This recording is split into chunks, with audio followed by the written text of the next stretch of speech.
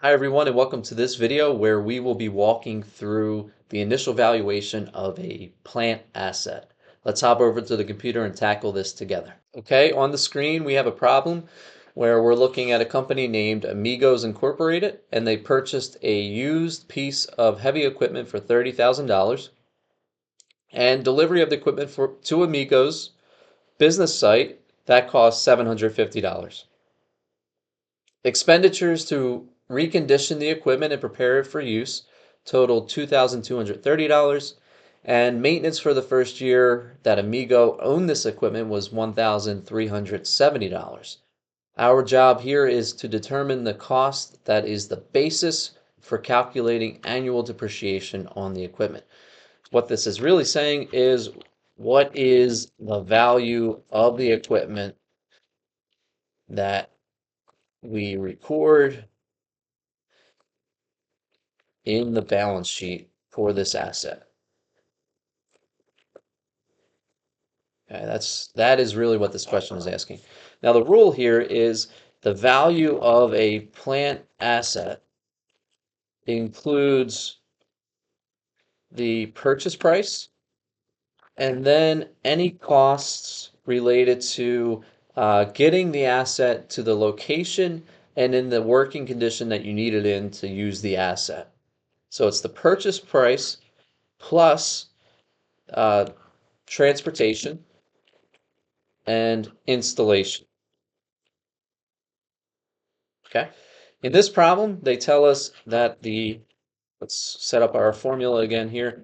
The value of our plant asset is going to be equal to the purchase price. So the purchase price is $30,000 in the problem. And transportation here, so delivery of the equipment to Amigo's business site was $750. And installation, expenditures to recondition the equipment and prepare it for use. That is what we mean by installation.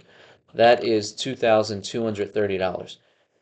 And that's it. That's all that we include. And so the value of this asset will be 30,000 plus 750. So 30,000 plus 750 plus $2,230 is $32,980. This is the final answer.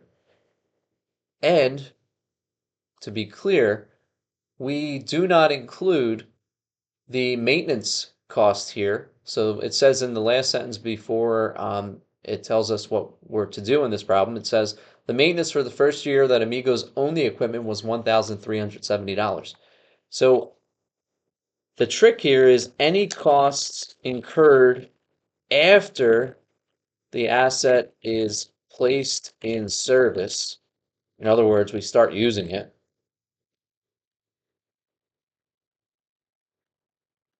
are excluded from the initial valuation of the asset.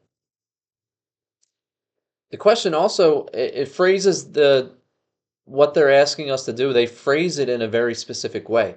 Determine the cost that is the basis for calculating annual depreciation. What they're saying is this 32,980 is going to be the number that we use. The 32,980 will become the number